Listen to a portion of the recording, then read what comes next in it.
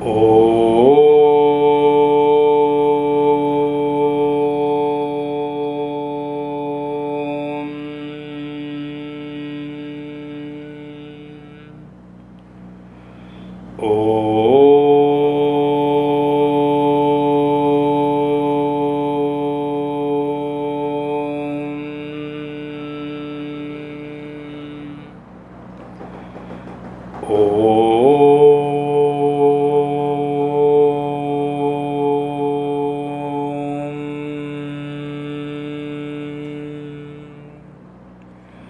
Om Shri Ganeshaya Namaha.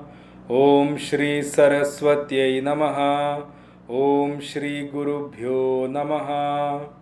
Satchidanandarupaya Vishwotpatyadihetave Tapatraya Vinashaya Shri Krishnaya Vayam Numaha. Shri Krishnaya Vayam Numaha. Vasudeva Sutam Devam Kamsachanuramardanam Devaki Paramanandam Krishnam Vande Jagadgurum.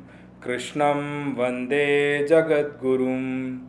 Mukam Karoti Vachalam Panghum Langhayate Girim Yat Tamaham Vande Paramananda Madhavam. Paramananda Madhavam.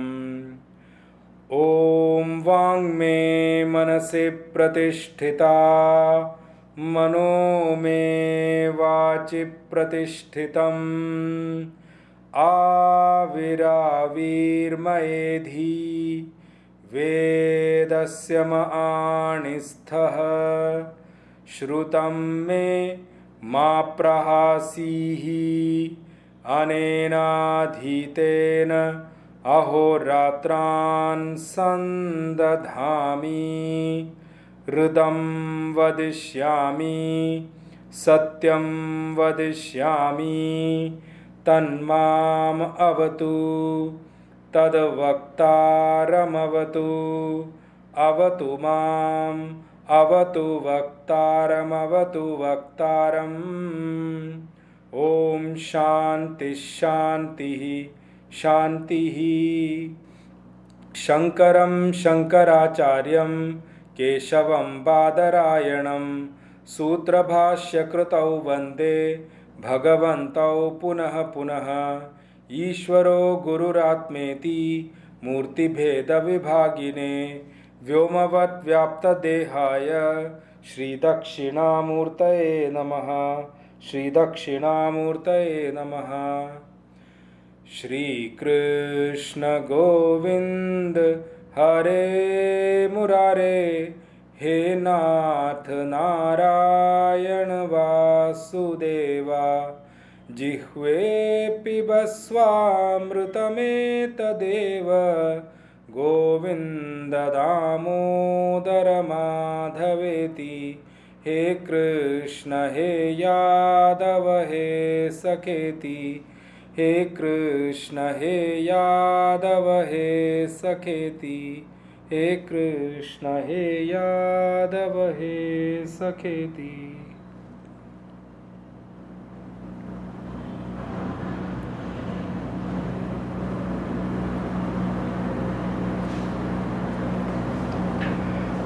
So we were looking until now in Bhagavad Gita, second chapter, that from 2.7, 8 and 9, where Arjun surrenders to Bhagwan and expresses his problem that Bhagwan, I cannot resolve my problem at all and I need your help. I offer in gratitude to you. I surrender until your lotus feet. Please teach me. Please resolve my problem. Please give me knowledge to come out of this problem. At that stage, Bhagwan starts to give his discourse, his teachings from 2.11 onwards. And till now we were seeing from 2.11 up to 2.30, Bhagwan covered certain topics and then he changed his course into a different one altogether. So when Arjun shared his problem, the first thing which Bhagwan taught Arjun was about the self-knowledge. Now remember, self is the highest standpoint where we all have to merge and realize at some stage in life, whether now, in this life, next life, many lives later, or whatever. But that is the ultimate goal of every being. I'm not talking only human being, I'm talking about every being. Why? Because we started from there and our journey has to continue birth after birth, life after life, till the time we reach back and merge into that self. So what Bhagwan did, as a solution to Arjun's problem, Bhagwan started to expound upon on the self-knowledge.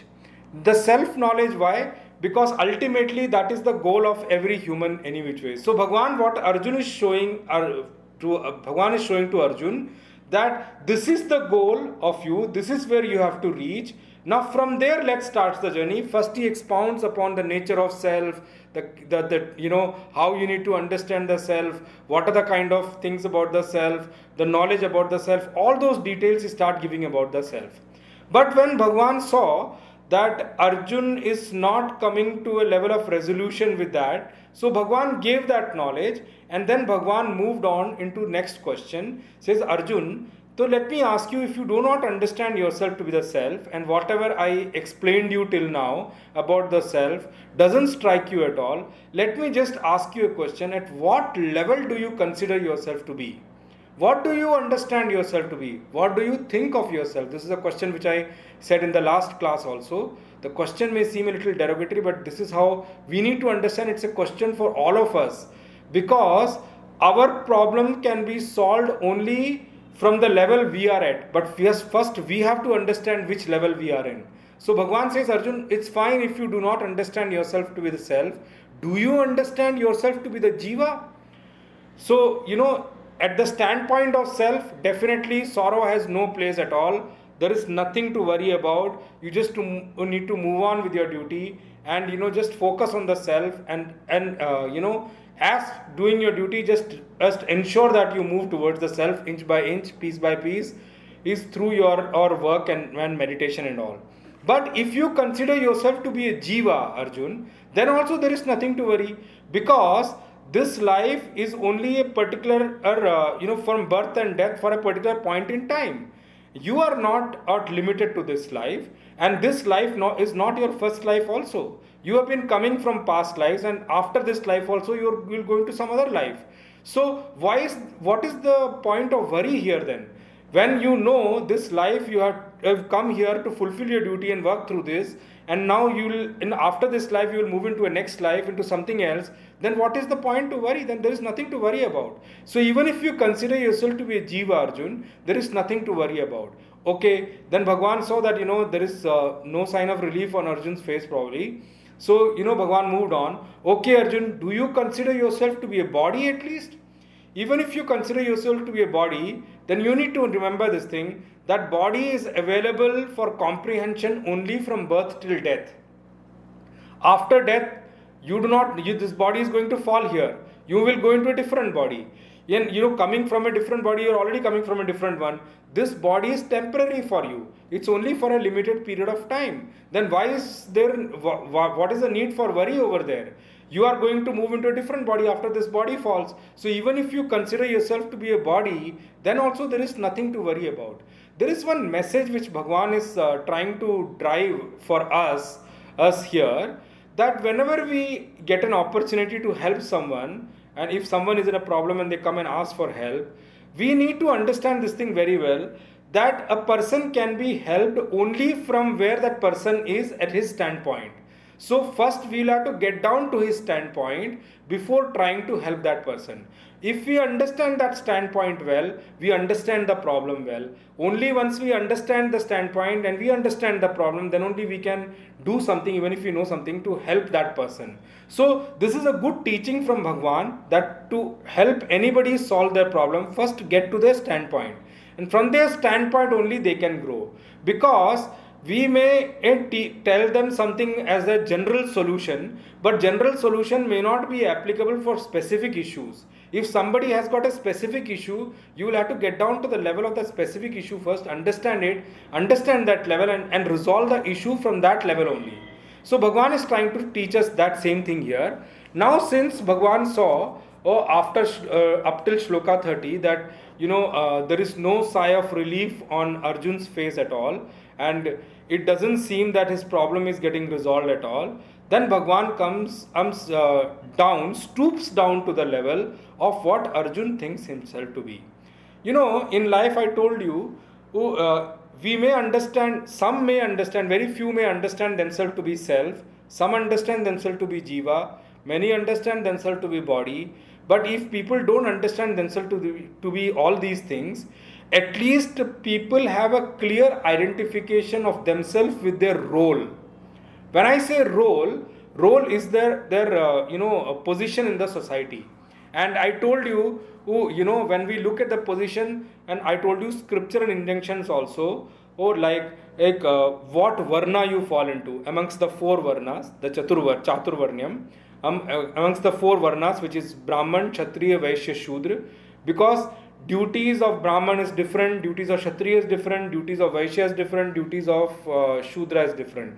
So that's one way of identifying from a scriptural injunction perspective, where scripture describes what are the kind of duties of each of these varnas.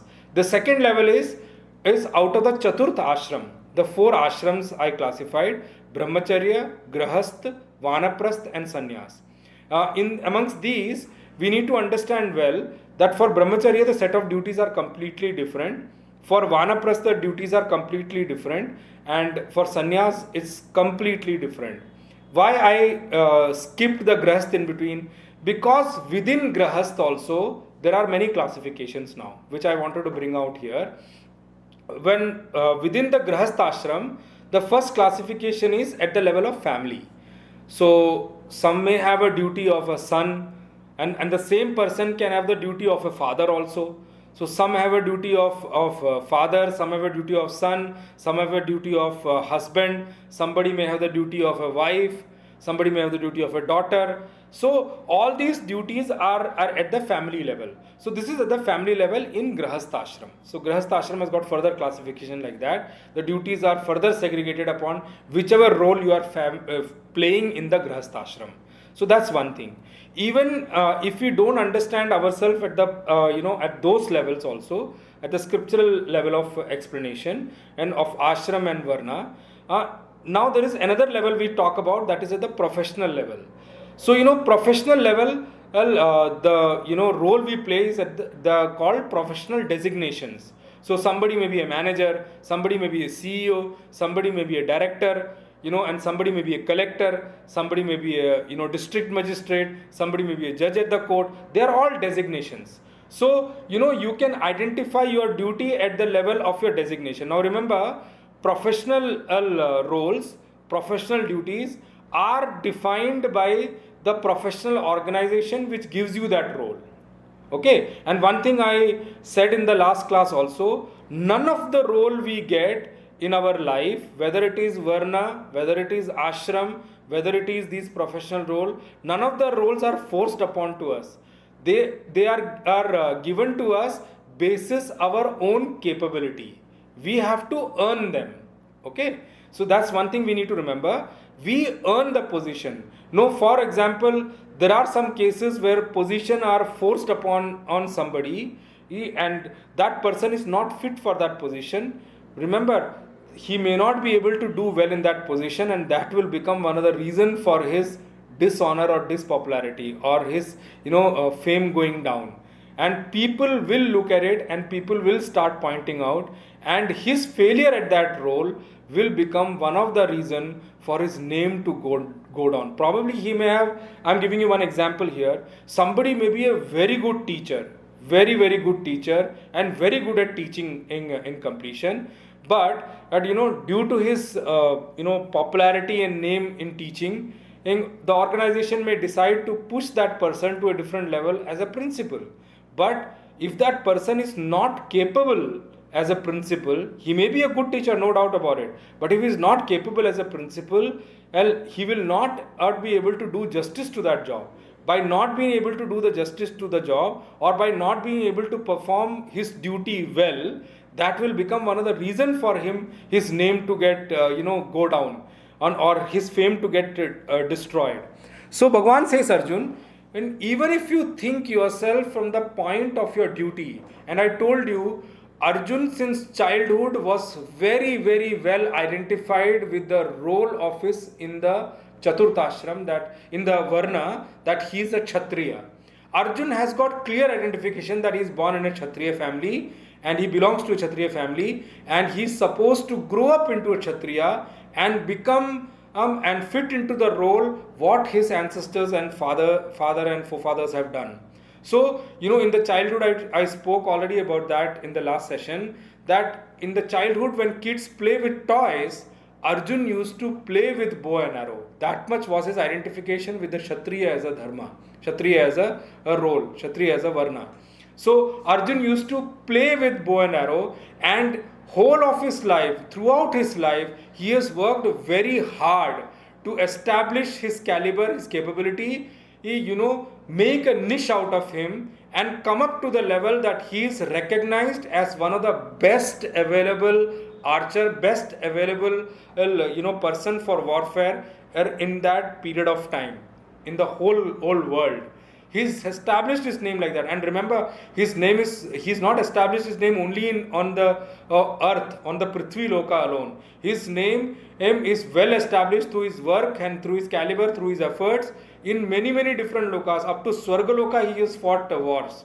He has fought war for Indra also. He has fought a war with Lord Shiva also. And he has got some, awards from them, some gifts and appreciations from them also. His name is well established. So Arjun's identification as a Kshatriya is very clear. Now Bhagwan, from shloka number 31 to 37, Bhagwan picks up that argument that Arjun, even if you identify yourself with your varna, with your duty in the society, with your role in the society, then also there is nothing to worry about. There is nothing to feel sad about. You do not have any reason to have sorrow at all. So that shloka we'll take up now. So I told you from 31 to 37 are these shlokas.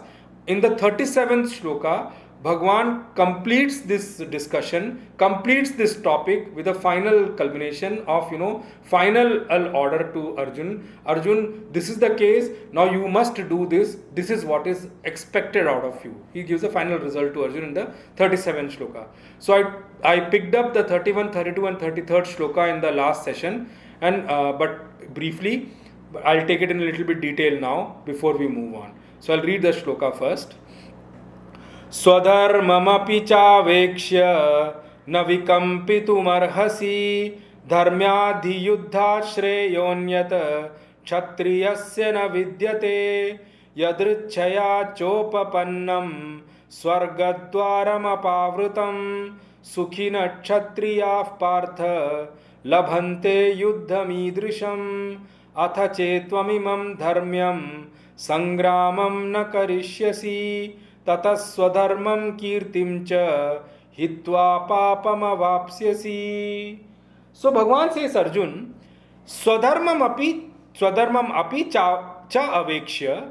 Hey Arjun, and even if you look from the standpoint of your duty in the society, your role in the society, from the standpoint of your duty, cha avekshya means even if you see from that level, swadharmam api cha avekshya, even if you see from that level, na vikamvintu marahasi, you have no reason to tremble in fear.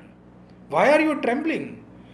Why I'm using this word trembling? In the first chapter he Arjun said that vepatuscha sharire me roma harshascha jayate gandivam samsramsate hastat tvakchaiva paridahyate. Arjun, why are you trembling? What is the reason for fear? Why are you trembling in fear? Even if you look from the standpoint of your dharma, your duty in the society, your role in the society, even if you see from that standpoint, there is nothing to fear. There is no reason for you to fear or tremble in fear.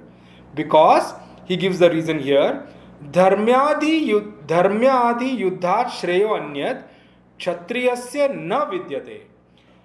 There is nothing better for a kshatriya than an opportunity to fight or participate in a war, that too not a simple war, dharmyadi, righteous war. Arjun, this war is a righteous war. You know, in whole of a life of a Kshatriya, the best thing, the best utility of his life, or the best opportunity in his life is the opportunity to lead or be part of a war. Not only a simple war, a war which is righteous in nature. Here, just remember the war is against the unrighteous people. Unrighteous people means Duryodhana, etc. Why? The way they have led the life, the way they are leading the kingdom, the way they have behaved with their first cousins, there is no dharma at all. It's completely unrighteous. With the whole game of dice, then cheating them with that game of dice, and then also after the Vanvas not giving them back their property, their land. All this is completely cheating only. It's a completely unrighteous war. And so Bhagwan tells Arjun, Dharmyadi yuddha shreyo anyat kshatriyasya na vidyate. There is nothing better, nothing more or good for a Kshatriya than the opportunity to fight a righteous war. And Arjun, here that war has come in front of you. There is one point which I want to bring out from Bhagwan Shankaracharyaji's Bhashya here. Bhagwan Shankaracharyaji says, is tat cha yuddham prithvi jayadvarena dharmartham prajarakshanartham cha iti dharmad anapetam param dharmyam tasmad dharmyat yuddhat shreyah anyat kshatriyasya na vidyate hi yasmat. Bhagwan says, Arjun, how is this war? Prithvi jayadvarena. It is the door, it is the gateway to win over this whole earth. Prithvi jayadvarena. It is the gateway to win the whole earth. How do you win the earth? How it is a gateway to win the earth? Dharmartham prajarakshanartham cha. He says it is also an opportunity to do your duty. Duty as a Kshatriya. Kshatriya's duty is to fight whenever an opportunity comes to fight. Fight for the sovereignty of the nation. Fight for protecting the nation. Fight for protecting the people. That's what is mentioned in the next line. Praja Rakshanartham cha. It is the duty of a Kshatriya to protect its folks, its people, its praja. The people who are in that country. It is a duty of a Kshatriya to do that. Just imagine, if we all start getting away from our duty, if we all start running away from our duty, if Kshatriya also or the army men gives away their duty, then the country will go to dogs. Now, for the duty, I want to tell one point there. What exactly you mean by duty there? Okay. So that's one point we need to think about, because this term duty is coming at many places. So we must know what exactly we refer to as duty. Now, why duty is so important? And the reason I want to bring it from this shloka is that, please remember, Bhagwan is going to put lot of emphasis on this part that we must all do our duty. Bhagwan will lay lot of emphasis on all of us, and his expectation from us as beings, and especially human beings, is that we all should stand up for our duty, and we should all focus on our duty and do our duty. Why this duty is so important? Now I want to just step back a little bit and explain you that portion. If everyone in the society does their duty, the society moves on creatively in a joyous manner with prosperity and peace. There is complete harmony in the society if everybody does their own duty. Okay, so just think for a moment. A son does his duty towards his parent. Parents do their duty towards their children. Husband does their duty towards wife. Wife does her duty towards husband. it will be a complete harmonious situation, and the society will move very smoothly, going forward. Now just think for a while, if children do not do their duty towards parents, or parents do not do their duty towards children, what a chaos us will be there in the society. The society will become utterly chaotic. Just see the situation, those children who do not end up doing their duty towards their parents, parents have given their life for or their children as duty towards them. If they do not end up doing their duty towards their parents, where will parents go? What will be their position in the society? What will be their situation in the society? That's why today, because our focus from duties have gone on, we see so many, old age homes and all these things coming around. But that's not the right way. Parents should do their duty towards children, children should do their duty towards parents. Now just think, when you escape your duty and don't want to do it for your personal selfish reasons or your comfort, then problems come in the society. Just think, if everyone does their duty, the life moves on in a rhythm of itself. You do not have to do anything. If every piece in the society, every part and parcel in the society, every portion in the society do their duty well, then there is nothing more to be done there. That society's wheel, the wheel of society, will automatically be complete. And remember, for a life to move, the wheel needs to be complete. With a broken wheel, society cannot move on. So that's the reason I told in my last session also, Sanatan Dharma lays lot of emphasis on one to own up their duty and do their duty with complete focus and honesty, with a clean intent. This is the call of Sanatan Dharma to all of us. And in that example I also told, because of Sanatan Dharma, our Indian society, our Bharatiya system was a duty-based society. Was, I'm saying, because things have broken in between now. But the thing is, Sanatan Dharma teaches this society to be a duty-driven society. We are not a society that we stand up and ask for rights every here and there. But remember one thing, if one person is focused towards their duty and does their duty well, over a period of time, their rights will be given to them. Nobody can keep on holding their rights at all. They will be forced to give the right to you if you focus on your duty well. Just think, if an employee does the duty well, do you think the boss can hold on to the right of that employee forever? It's not possible. So that's why, definitely yes, you should know your rights, but don't waste too much time on fighting for your rights and all. Focus on your duty well, do your duty well, your rights will automatically come to you. That's one thing which is a call of Sanatan Dharma for all of us. So Bhagwan says, Arjun, Bhagwan lays this emphasis on Dharma, and I told you, Bhagavad Gita is one thing, one text through which Bhagwan gives a call to the whole mankind, whole human race, that please all of you focus on your duties. And it's not only this place here, from 31 to 37, throughout Bhagavad Gita, Bhagwan is going to lay this emphasis at many places. And through Arjun, and Arjun also, Bhagwan is telling what? Stand up and do your duty. See, please remember, Bhagwan should not be considered as a warmonger. But that's not what Bhagwan is doing through Bhagavad Gita.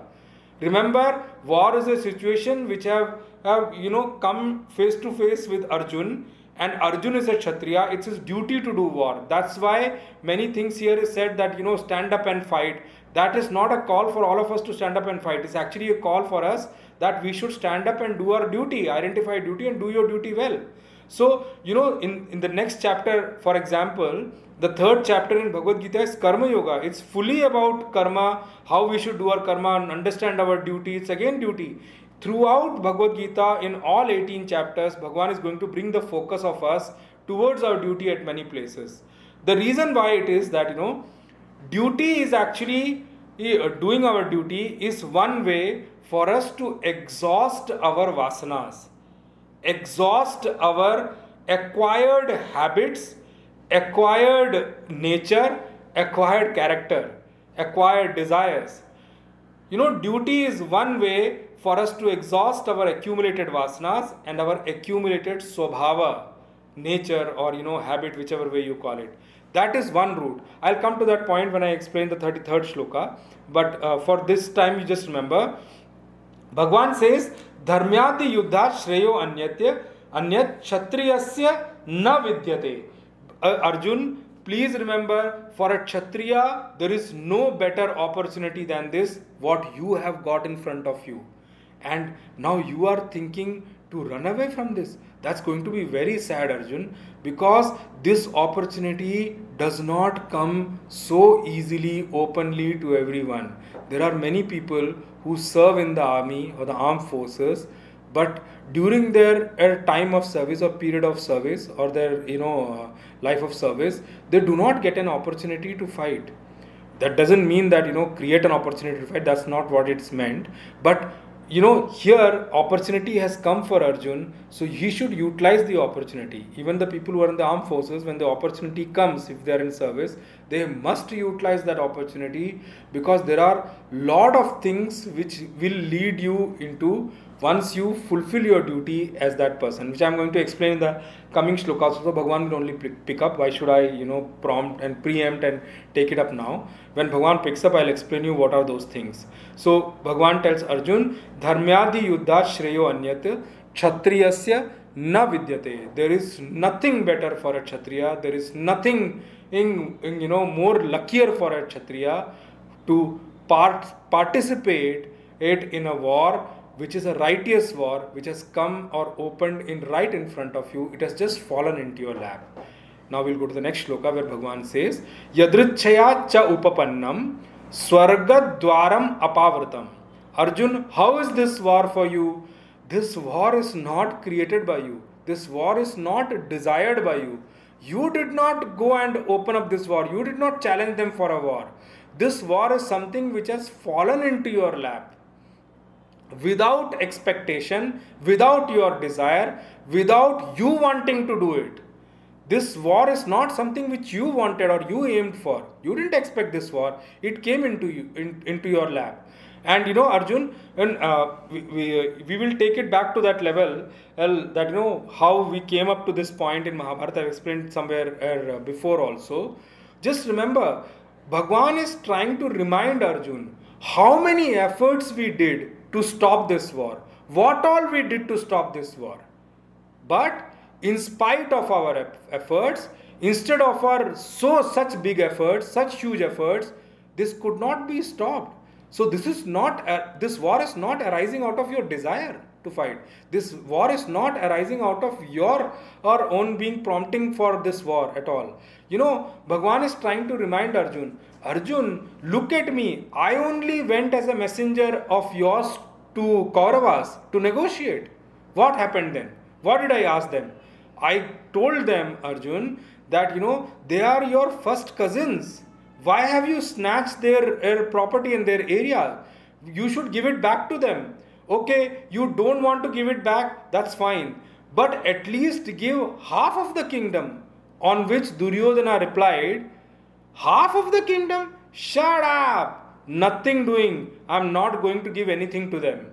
This is the reply of Duryodhana at that point in time. Gurudev used to joke, then probably after that Bhagwan may have asked, okay, you do not want to give half the kingdom, that's fine. But in the Mahabharata also it is said that then Bhagwan said, okay, you don't want to give half the kingdom, that's fine.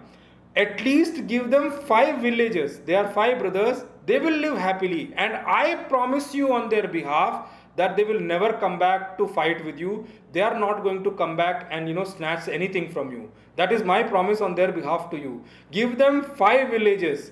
Let them live happily and peacefully. I know Pandavas. They are content in themselves. They will be happy with those 5 villages. They will never question me what I asked and what I got. So I promise you they will not come back and fight with you. Then is the point where Gurudev jokes after that, saying that then probably when Duryodhana said no, for that also we do not believe in parting with land. We are a socialist republic. We can't do that at all. We do not believe in giving them. That is what Duryodhana told Bhagwan Krishna. At that, probably Bhagwan Krishna would have said, which Gurudev used to say in his lecture also, that Bhagwan must have said to Duryodhan that, okay, you do not want to give them 5 villages, that's fine. Give them 5 houses. On that also Duryodhan replied, no, we do not encourage such kind of things at all. On that probably Bhagwan would have said to Duryodhan, which is again, and Gurudev says, if I put it in today's, in the time of today, in today's language, if I put, Bhagwan must have told Duryodhan, okay, you do not want to give them 5 houses, doesn't matter. You give them 1 house with 5 bedrooms. Probably, their mother will sleep in the living room, doesn't matter. You give them 1 house with 5 bedrooms. On that, Duryodhana must have replied, we do not believe in creating such things now, because we do not want to set such standards at all. So sorry, that's not possible. But on a more serious note, what Mahabharata says, when Bhagwan asked for 5 villages and those things for Pandavas, at that point in time, Duryodhan told Bhagwan, they are Kshatriyas. Why are they begging? They are all Kshatriyas, they are all valorous people. They claim or boast at least that they have won so many wars. Why do they have to beg? Ask them, let them fight and win it. And if they win the whole kingdom, let the whole kingdom be theirs, doesn't matter. But remember, this statement of Duryodhan is coming at the back end of his mind is overconfidence that with Bhishma, Drona, Karna and his 99 other brothers and all, who are according to him so powerful and all, there is no way Pandavas can win in war also. In that level of overconfidence, Duryodhan was telling Bhagwan, they are Kshatriyas, let them fight the war and get it from us. I will be happy to give them. On that note, Bhagwan replied, Duryodhan, mark your word. Mark your word, and now I am telling you, don't worry, I will make sure that Pandavas see you in a battlefield, face them for battle, and I want to see how you retain your kingdom and retain their kingdom. We will win over all of them. Wait and watch that. And this is my warning to you. I will go back to Pandavas and tell them that prepare for war. Don't worry. We will now see. There is no more negotiation. We will see you in the war field now. And that word Bhagwan left from there. So Bhagwan is trying to remind Arjun, see what all we did. This is not a war which we prompted. This is not a war which we wanted. We wanted settlement only. We wanted peace only. We went as messengers of peace only. So, this war has fallen into your lap. And how is this war? How is this opportunity of a war? Bhagwan says, it is Swarga Dwaram Apavratam. Arjun, it's an open opportunity for you, open doorway for you, open gateway for you to attain heaven, Swarga. Arjun, this is an open opportunity for you to attain Swarga.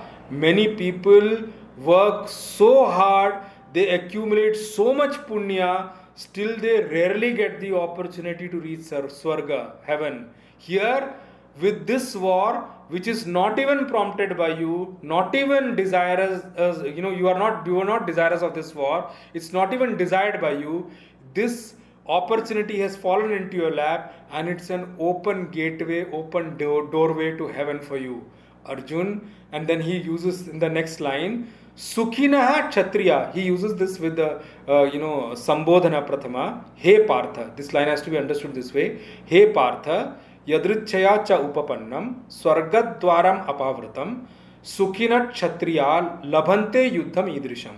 He Partha. He Partha is an address to Arjuna. Arjun is being addressed as Partha. Partha means Prithaya Putraha. Matlab Kunti Putra iti artha. He is addressing Arjuna as, look at your mother. How much struggle she had gone through in her life. Did she ever accept defeat? How winning she has been in the whole life. She has lost so many things, but she spent so much time on you 5 so that you 5 grow up and do what is right for everyone, what is right for the society. That is why Bhagwan is addressing Arjuna as Hey Partha. I told you in Bhagavad Gita we must see wherever Bhagwan addresses Arjuna, with whatever name he addresses Arjuna, there is a reason behind it, there is a meaning behind it. That's the reason I brought it up. He says, Arjun, Hey Partha, Sukhina Kshatriyaha Labante Yuddham Idrisham. Lucky are those Kshatriyas, lucky are those warriors, lucky are those armed forces people who labante, who get this opportunity of what opportunity? Yuddham idrisham, of fighting this kind of a war, of participating in this kind of a war, of contributing in this kind of a war. Who get this opportunity, lucky are those, happy and lucky are those Kshatriyas or those warriors who get this kind of an opportunity in their lifetime. And that too, what this kind of a war? The war is for righteousness, Arjun. You just imagine this kind of a war which is not desired by you, not prompted by you, open gateway for heaven. Lucky are those Kshatriyas who get to participate it and command armies in such kind of war. Your contribution is going to be, remember, you are going to create a history by participating in this war. Or so, on that point, and saying that, Bhagavan moves on to the next shloka. This is the shloka where we left in the last class. Bhagavan says to Arjun, Atha chet tvam imam dharmyam sangramam na karishyasi tatah swadharmam kirtim cha hitva papam avapsyasi. Arjun, just remember, now if, after knowing all this, after getting the opportunity to participate in such a war, such a righteous war, such a war which is beneficial for the whole earth, for everybody living on the earth, for the whole kingdom, even after knowing that, now after knowing this, Tvam imam dharmyam sangramam na karishyasi. You decide not to participate in this war. For example, as I already told, if someone decides to escape from their duty, don't want to do their duty for personal selfish reasons or comfort, then problems come in the society by way of many issues which arise out of that. So Arjun, this is an opportunity you have got to fight. Now if you decide to not participate or not fight in this war, imam, which kind of a war? Dharmyam sangramam, not to participate in this righteous war, Arjun, then there are three things which you are going to inherit now or accumulate now. And he talks about, this is where I stopped at the last class, Tataha, then three problems arise for you, Arjun. What are the three problems which arise? Three issues which arise for you. He says, Tataha, Swadharmam Kirtim cha hitva. You are going to destroy two things for you. One is, you are going to step down from the level of your duty. You are going to destroy your duty towards the society. And the second thing you are going to destroy is, you are going to destroy your name and fame, kirti. Bhagavan says, Arjun, you are going to destroy your swadharma, your duty towards the society. You are also going to destroy your name and fame. Now, both the things need to be understood in a little detail. I'll bring up that now. Swadharma. Why Swadharma is so important for us? I told you, our duty is our route to exhaust our accumulated vasanas and also exhaust our accumulated habits, desires and nature. That is the route for us. Remember one thing, while doing Swadharma, while doing our duty, definitely yes, many difficulties may arise. Difficulties do come, difficulties are part of the life. But remember that thing, those difficulties are ground for us to actually grow vertically. I told you about the vertical and the horizontal growth. Vertical growth is actually spiritual growth. That is how we call them, vertical growth. And vertical decline is a spiritual loss. So spiritual profit and spiritual loss, spiritual gain and spiritual loss. That's how I'll call them. Vertically upwards is spiritual gain, vertically downwards is spiritual loss. So Bhagavan says, Arjun, you are going to destroy your duty. Now, what is the problem in giving up the duty? The problem in giving up the duty is at the level of at the level of spirituality. What is the problem there? Now, when we give up our duty, when we give up our duty, actually we are stooping down from the level of expectation what others have from us. Okay, that's one thing which you need to remember while giving up your duty. Now, when we stoop down from that level of our duty, we are ending up creating a vacuum in the society where somebody else have to fill up our role, or that role will go completely unattended at all. So that is the level of vacuum we are creating in the society. Now the problem at the spiritual level, what happens is, when the vasanas accumulated by us in our past lives do not get exhausted, the ground for exhaustion of vasanas is actually our duty. If they do not get exhausted, and the habits, which are habits and nature which we accumulated in the past life and this life while living this life also, which are actually a blockage for our spiritual progress, if they don't get exhausted, our spiritual progress is blocked. How it is blocked? It is blocked in the way that those things will not let us move forward spiritually. I'll explain that when I come to the Papam Avapsyasi also. I'll come back to this point. So this is a spiritual loss for us if we do not end up doing our duty, or if we stoop down from the level of our duties. So Bhagavan says, Arjun, one thing is that you are going to destroy. Hitva means actually killed. Kill means here destroyed is what the meaning is here. That you are going to kill your Swadharma. You are going to stoop down from the level of your duty. You are going to end up destroying your duty. Now let me come to Kirti now. And then I'll come back to Swadharma and I'll join both of them together. Arjun, you are not only going to destroy your duty, you are also going to destroy your name and fame. Now remember, Arjun has got a great name, very, very great name, and his name is not great only on the Prithvi Loka, on only the earth. It's in many, many lokas. The name is very popular. His fame is well spread across many, many lokas, so to say, which I already mentioned. So Arjun, whatever name and fame you have created for you, remember one thing, this situation of you running away from the duty, or this decision if you decide to run away from the war, is going to destroy whatever name and fame you have created till now. Because people are watching us. Now we need to remember one thing, I told this before also. All of us are being watched. We are being watched by our surrounding. We are being watched by people around us. We are being watched by nature around us. We are constantly being watched. We do not ever need to live in this thinking that even if we do something secretly, nobody is watching us. I'm sorry, every time somebody or the else is watching us. Like I'm giving you an example, when we do not follow the traffic rules, then there is the CCTV cameras these days which capture and start sending you bill for the traffic violations you do.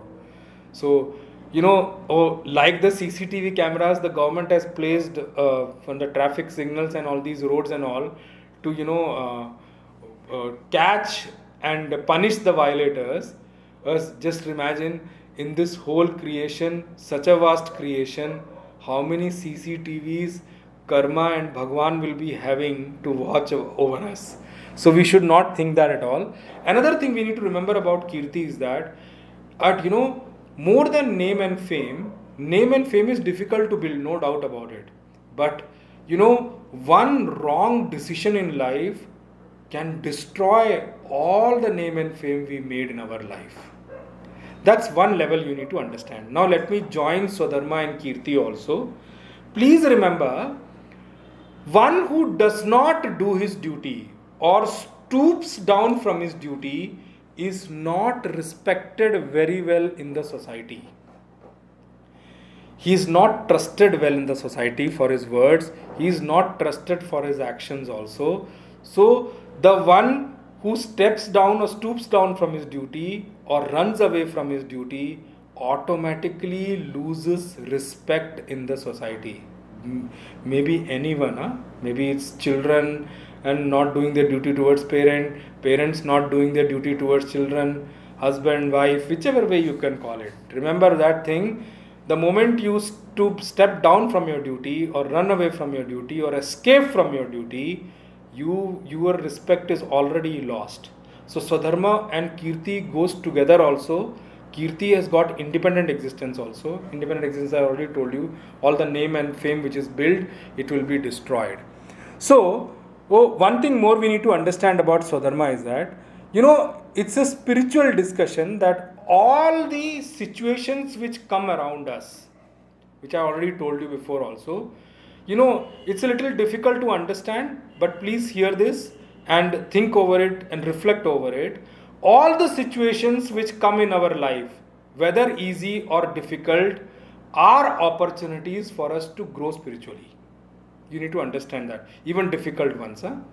Difficult ones are also for our growth. Easy ones are also for our growth. How easy ones are for our growth? So that we know that we do not, end up too much celebrating into it and getting lost into the situation, the easy ones, and do not lose focus on life. That is the training from the easy situations. The difficult one, there is something expected from you by the life.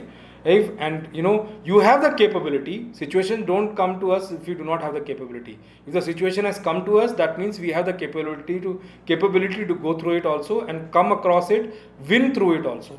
So it is an opportunity for us to grow. Remember, situations cannot be amounted only to generate happiness and sorrow. Situations don't come in our life to give only happiness and sorrow. Situations are actually the opportunity for us to grow in life. Now remember, every situation may not be happy, and every happy situation may not be good also for us. Okay, that thing we need to remember. Every difficult situation may not meet our interests, but just because it does not meet our interest doesn't mean that it doesn't help us grow in our life. So situation needs to be understood from its depth. So Bhagavan says, Arjun, tata swadharmam kirtim cha hitva. You are going to destroy both the duty also and your kirti also. Along with destroying that, you are going to inherit something called papam.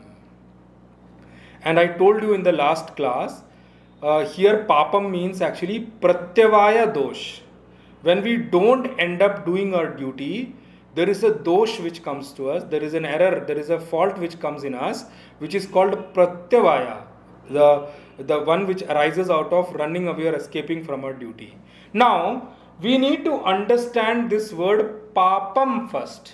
Okay, let's understand the word sin first. First, I'll step back and explain you this way.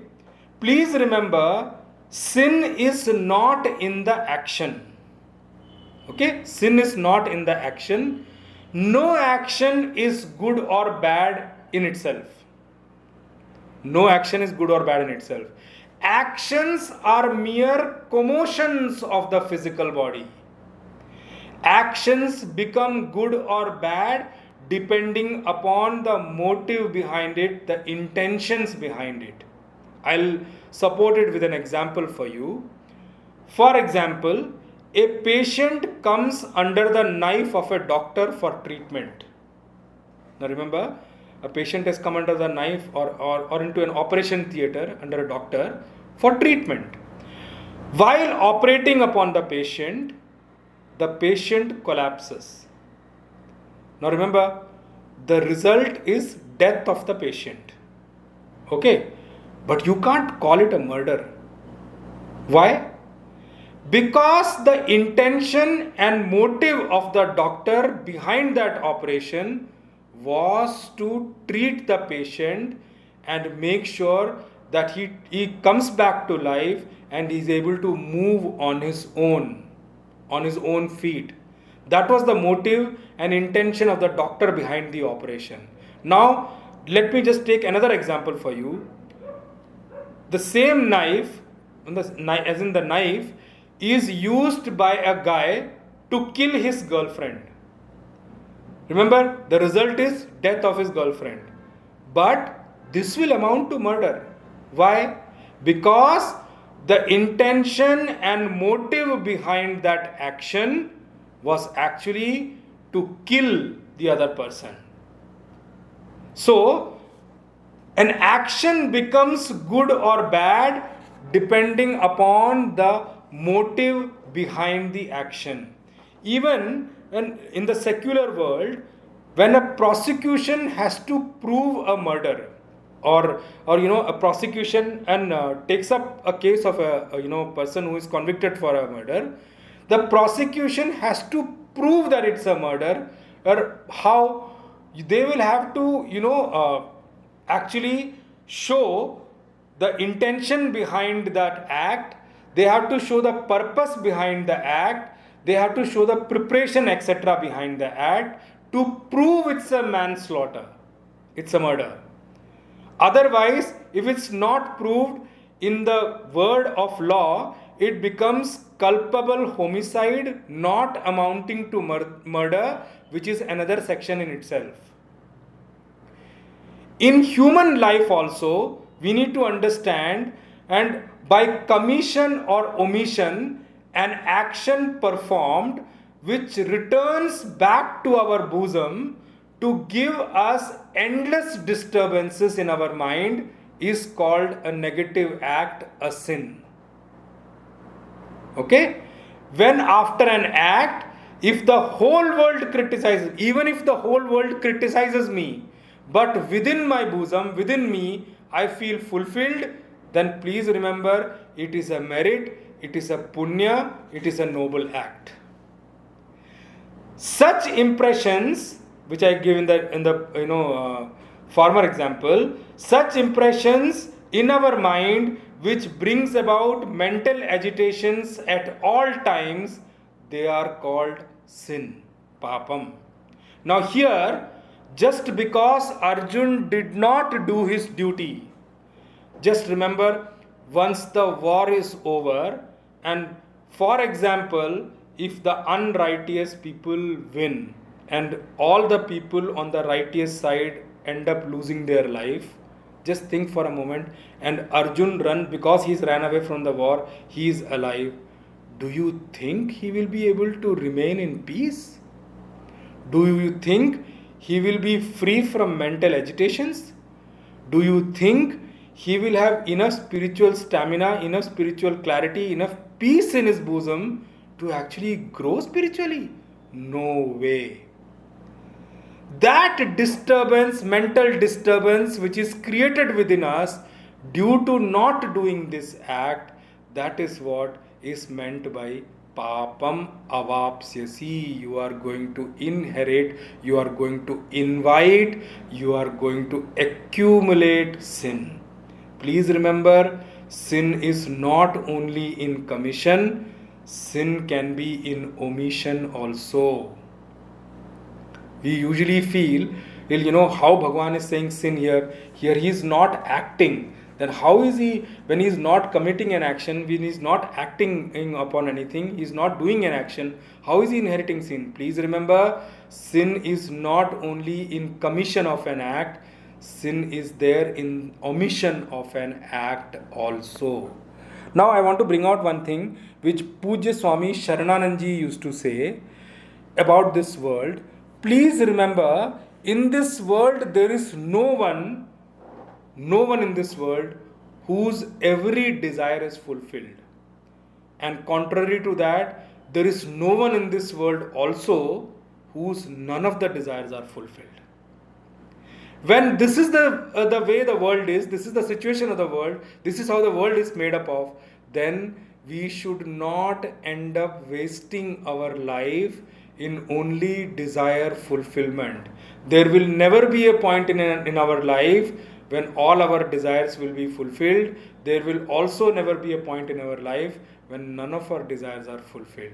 So this life is not meant to be wasted in desire fulfillment alone. There is another thing called growing spiritually, spiritual progress, which we must concentrate upon, on which is the goal of a human life, which is why we have came here to. Whether we are able to realize self or not, I told one thing to you in the previous class also, at least when you leave from this life, when you go away from this life, go with a firm faith in the correct thing, in God, go with a clear and clean intellect, go with a clean bosom,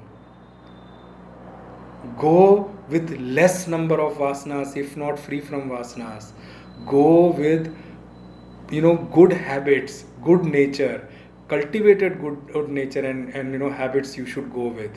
These are the minimum we should do in life. Many times when situation come to us, there are many ways to handle the situation. I'm going to bring two way here, but I'll explain probably when I go to the next shloka and on going forward over there. How do you handle situation? There are two kind of discussions about that, two kind of philosophies which talk about that, two levels of philosophy which talks about that. One kind of person who manages situation is called karmavadi. Karmavadi means he has too much focus on karma, and he believes in his own strength to actually act upon and move through situations. They are called karmavadi people. And the next level of people I'm going to talk about is called bhaktivadi people, who believe in bhakti, and their level of understanding is completely different. Their way of acting and going through the situation is also completely different. Now what happens to a karmavadi? Karmavadi believes that action is everything, and we must focus on action, and we must own up to the action. We must make every effort to move and progress in life. Very good, that's very nice. But remember one thing, with karma alone, with our effort alone, definitely if you gain jnana, if you are able to establish yourself in samadhi, you can attain the self. But remember one thing, from the words of my guru, I'm telling you, who the way Rishi Parampara has told us, I'm telling you, that path is going to be very, very difficult and full of obstacles. And remember, you have no support, you are on your own, so you will have to end up fighting all the obstacles and all the problems comes there. It is going to be a very, very difficult path and very long path also, because a human is not infinitely capable to manage everything in life. We always need support. Like I'm giving you, there is a concept which many people say, I'm a self-made man. So in response, my guru used to ask this question, what do you mean by self-made man? You have grown up and become such a big man, and you studied in a school, you have eaten food and all those things. Did you grow the food you ate? Did you spend effort in growing that food? Did you teach yourself, or did somebody teach you in the school and colleges? So how can you say that you are a self-made man? Self-made man means what? See, remember one thing, a man cannot make his whole life on his own. It's not possible. Man always needs support throughout his life. Even he may be at any position, any level, without support, man cannot function alone. So that's the problem with the Karmavadi discussion. And another problem which comes with the Karmavadi people is that if you end up achieving certain things, I'm not saying achieving entire thing up to realization, as and when you start achieving things, there is another problem which starts coming in us, which is what? Which is the birth giver of all problems. You know what it is? It's ego. Remember one thing, when ego rises, the one problem with ego is that ego will stop you from learning anything from anyone. Ego becomes a block. My Puja Guruji used to say that it will not allow you to accept yourself or prove yourself to be a student also. It will not allow you to become a devotee, a disciple also. Why? What happens with that? it will not allow you. He used to say, अहंकार हमें शिष्यत्व की सिद्धि होने नहीं देगा. आपकी शिष्यत्व सिद्ध नहीं करने देगा वो आपको. It will not allow you to, accept yourself as a devotee, as a student. It will not allow you to accept yourself as a disciple.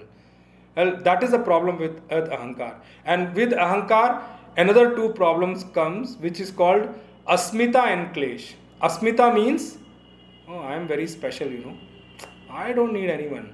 I know everything. Your knowledge stops. And nobody can teach you also. Nobody can advise you also. Aham vishishta iti asmita. I am special. I am different from others. The moment you say that you are different from others, you have blocked your learning from everybody else. You have already made yourself separate from others. You have already gone into a different zone. And from that comes another problem, which is called klesh. Klesh means you will end up fighting with everyone. You will end up debating with everyone. You will end up arguing with everyone. Even for right things, if somebody else is right also, you will end up arguing with them. You will not accept what their argument is. I'll give you an example. Look at television today in news channels. There are so many debates going on. Every channel there is a debate going on. But I don't know where they are reaching. They reach nowhere. The one thing is they don't reach anywhere. Either side doesn't listen to anyone. And both of the sides are speaking on top of each other. They reach no meaningful conclusion at all. And the worst is, the listener who is listening to that show, he goes back with a completely spoiled mind. Those arguments which are not in his mind also, they start coming into his mind. That is the problem with klesh and all. So, ahankar is the ego, is the birth giver of all the kind of problems in life. Ego is a very, very big issue. It needs to be tackled well, and through spirituality only we can learn how to tackle ego. Now let me, before going into the next shloka and completing this class for today, I'll go to another thing which is called Bhaktivad. What happens in Bhaktivad? In Bhaktivad, or in the philosophy of Bhakti, devotion, the thing is, whatever situations come in my life, I consider it as a prasad of my Prabhu, my Lord. It is a gift of my Lord, and since it is a gift of my Lord, I will just develop the attitude to go through it without any complaint because of my devotion to God. Remember one thing, here I want to just clarify one thing very clearly. Please remember, God is not sitting there as a judge.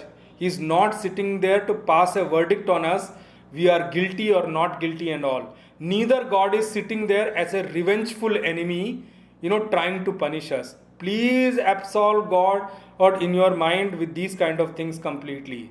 God is sitting there in His utmost compassion to help us alone.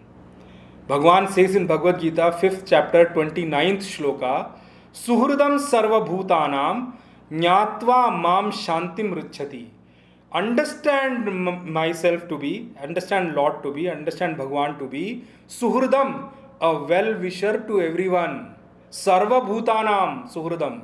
Sarva bhutanam means to all being, not only human beings. So just imagine, if Bhagavan is saying all beings means every human being also covered there. So Bhagavan says, Arjun, understand myself to be a well-wisher for all the beings in this creation, and Jnatva Mam, one who knows me like that, Shantim Richati, Saha Shantim Richati. He attains eternal peace. He attains peace throughout his life, and throughout, he is there in this whole creation. So Bhagavan says, Arjun, please remember, I am not sitting there as a judge. I am not sitting there as a revengeful enemy. I am sitting there as a suhrid. I am sitting there with compassion. I am always available to help you. I am always available to help anyone and everyone in this creation to cross through this life. So remember, if the situation comes, if we understand it to be a prasad, a gift of our God to us, He will also give us courage to go through it. He will also give us capability and ability to go through it. That is what we need to understand, and from this point. So, moving on to the next shloka, we will, move on to the next one now. Bhagavan says, the 34th shloka, Akirtim chapi bhutani kathayishyanti te vyayam sambhavitasya cha kirtihi maranadatirichyate. Akirtim chapi bhutani kathayishyanti te vyayam sambhavitasya cha kirtihi maranadatirichyate. Arjun, the name and fame which is going to get destroyed, or the dishonor you are going to get, akirtim cha api bhutani kathayishyanti te vyayam. This whole world is going to talk about it for an long period of time. Kathayishyanti te avyayam. They are going to talk about it for a long period of time. And what are they going to talk about? There used to be one Arjuna, he used to boast himself as a valorous and a courageous person, could fight battle. See what happened? When the war came, he ran away. So that is the kind of dishonor you are going to get from Bhutani. You need to remember one thing. Here, the character of Arjun is important. Why? Because Arjun's character has already ensured his name to appear in the history. Please remember, a crowd doesn't create history. History is created by those who have got big contributions in the society, for the planet, for a long period of time. So Arjun as a character, if I talk about what to talk about the name of Arjun, I'm going to pick up in the next class some of the things which is spoken about Arjun in Mahabharata, and some of the examples which are given in the Mahabharata war, how Arjun was. So he says, Arjun, akirtim cha api bhutani kathayishyanti. They are going to talk about this. The people are going to talk about this, not only in today's time, in the times to come also, for a long period of time. Sambhavitasya cha kirtihi. For a person like you whose fame is well established. Sambhavitasya. Sambhavitasya means one whose fame is well established. For a person whose fame is well known, who is well versed, everybody knows Arjun. In that time, everybody knows Arjun. There were many mothers who used to say, they used to tell their kid, I want you to become like Arjun. That is how Arjun was looked up to. So, Sambhavitasya, Arjun, your name is well known. For a person like you, whose fame is well known, well established, and not only in this loka, in many worlds, for him, for such a person, akirtihi, dishonor, is worse than losing life. Maranat. It's worse than dying. We will see this much now. Remaining we will see in the next class. Kayena vacha manasendriyairva buddhyatmana va prakrite swabhavat karomi yadyat sakalam parasmai narayanaeti samarpayami Shriman Narayanayeti samarpayami. Om Purnamadah Purnamidam Purnat Purnamudachyate Purnasya Purnamadaya Purnameva Vashishyate. Om Shanti Shanti Shanti. Harihi Om Shri Gurubhyo Namaha. Harihi Om Tat Sat.